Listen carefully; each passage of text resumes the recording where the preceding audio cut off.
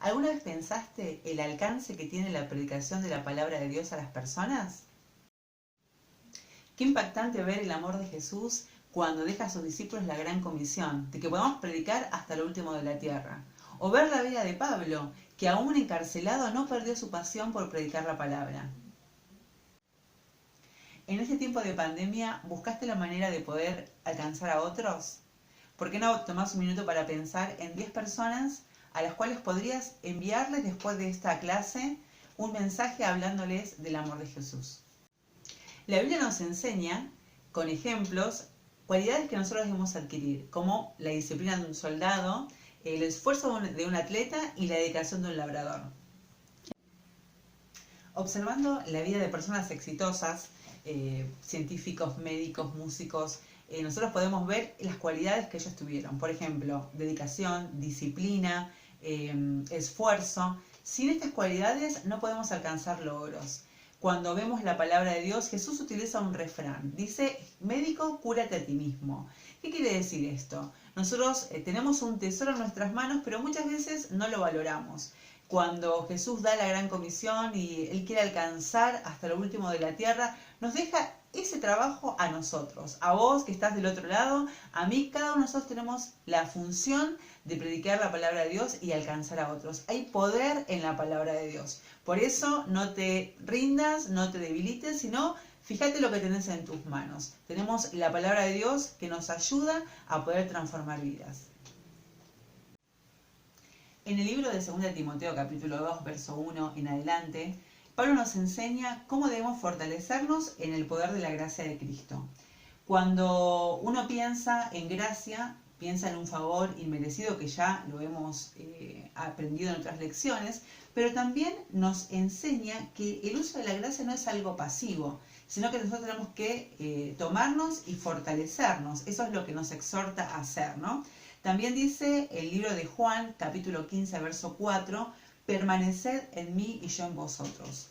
Entonces vemos la importancia de fortalecernos y permanecer en Dios.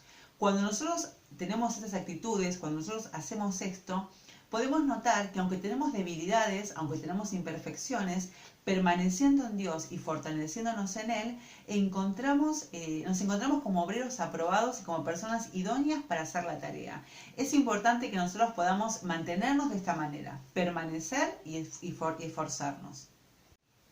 Como otro punto podemos ver el verso 3 que nos dice, tú pues sufre penalidades como buen soldado de Jesucristo. Otra traducción podría ser, sufre trabajos, en otra también, sufre conmigo males. Quizás el apóstol está diciendo, sufre conmigo los contratiempos, ¿no? Cuando nosotros nos metemos a predicar la palabra de Dios, vamos a pasar por pruebas, por circunstancias difíciles que tenemos que pensar que estamos en una guerra, ¿no? Sacándole las almas al enemigo. Entonces tenemos que estar fortalecidos para poder afrontar esta batalla. Tenemos que tener la entereza para poder aprender a pasar las pruebas. Yo no sé qué prueba puedes estar pasando en este tiempo, pero cuando nosotros predicamos la palabra de Dios, sabemos que somos más que vencedores. Seguimos leyendo en 2 Timoteo capítulo 2, verso 4, dice, ninguno que milita se enreda en los negocios de la vida a fin de agradar a aquel que lo tomó por soldado. Cuando nosotros vemos en contexto a quién está predicando Pablo, a quién está dirigida esta carta, vemos que es a pastores, a personas encargadas de la vida espiritual de otros. Y le está diciendo, no te enredes, no te metas en cosas que te van a robar el tiempo. Nosotros podemos pensar qué son aquellas cosas que nos roban el tiempo. Por ejemplo, mirar mucha tele, estar todo el día en las redes sociales, jugar a la Play. No digo que no debemos hacer estas cosas, sino que tenemos que tener una medida. Nosotros tenemos que pensar en nuestra vida espiritual, que si nos ponemos a verlo de otra manera, podemos decir, en este tiempo, ¿qué aprendí de la palabra de Dios? ¿En qué crecí? ¿Qué escalón subí en todo lo que tiene que ver con el Señor? Y ahí voy a encontrar el equilibrio que necesito para mi vida.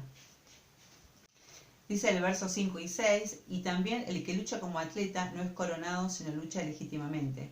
El labrador para participar de los frutos debe trabajar primero. Y dice también, 1 Corintios 9, 24 y 25, ¿no sabéis que los que corren en el estadio, todos a la verdad corren, pero solo uno se lleva el premio?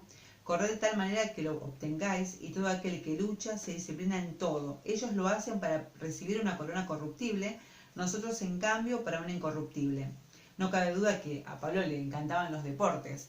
Entonces nosotros pensamos en esto y decimos en el esfuerzo de lo que hace un atleta o una persona que trabaja en el campo, tiene que seguir ciertas reglas, tiene que seguir lo que han aprendido. Por ejemplo, un labrador sabe en qué estación del año debe plantar ciertos elementos, ciertos frutos. Y también un atleta, no es que uno puede decir soy un atleta y manejo mi vida de una manera desordenada, una mala alimentación, sino que todos tienen una disciplina. Entonces, ¿qué nos enseña la palabra de Dios en esto? Que si yo quiero alcanzar, si quiero ser una persona idónea, una persona que encaje en lo que el Señor ha preparado, tengo que seguir las reglas de la palabra de Dios. Tengo que aprender lo que la palabra de Dios me enseña y de esta manera voy a poder alcanzar esas metas y voy a poder obtener esos logros siguiendo las enseñanzas de la Escritura. El verso 8 también dice, acuérdate de Jesucristo, del linaje de David, resucitado de los muertos conforme a mi evangelio. ¿No? Cuando nosotros pensamos en esto, en acuérdate, Pablo está diciendo, toma de modelo a Jesús. Esa es la meta que nosotros tenemos que alcanzar. Cuando nosotros queremos parecernos más a Cristo, entonces nos volvemos idóneos para poder cumplir el propósito que Dios tiene para nuestras vidas. Entonces, el poder tener permanentemente en el pensamiento de que nosotros somos cristianos, somos personas que siguen a Cristo y que quieren agradarle a Él, entonces somos personas que van a alcanzar las metas y el propósito que Dios puso en nuestras vidas. Por último vamos a ver el verso 10, dice, por tanto todo lo soporto por amor de los escogidos, para que ellos también obtengan la salvación que es en Cristo Jesús con gloria eterna. Palabra fiel es esta, si somos muertos con Él, también viviremos con Él. Si sufrimos, también reinaremos con Él. Si le negaremos, Él también nos negará. Si fuéramos infieles, Él permanece fiel. Él no puede negarse a sí mismo. Cuando nosotros pensamos el propósito del sufrimiento, que estaba mencionando Pablo acá, es la carga que nosotros tenemos que tener por las personas. Si vemos, como mencionamos anteriormente, en la vida de Jesús, si queremos parecernos a Él, vamos a amar lo que Dios amó. Y lo que Dios amó al punto de dar a su hijo, a su único hijo, es las vidas, es el mundo, son las personas. Entonces, si vos en este tiempo estuviste un poco distante a eso, o tal vez no pensaste en la carga que el Señor tiene por las almas, es un momento oportuno para que puedas meditar en esto, para que puedas, como dice el título de este sermón, de esta clase, la dimensión que nosotros tenemos como discípulos del Señor, que podamos aprender a poder dar, a poder predicar su palabra y que muchos conozcan al Señor. Sabemos que vienen tiempos difíciles, sabemos que el Señor viene pronto y nos tiene que encontrar trabajando. Así que te animo a que vos puedas trabajar en su palabra, que puedas trabajar predicando su palabra y que a tiempo y fuera de tiempo siempre nosotros estemos dispuestos a poder predicar del Señor.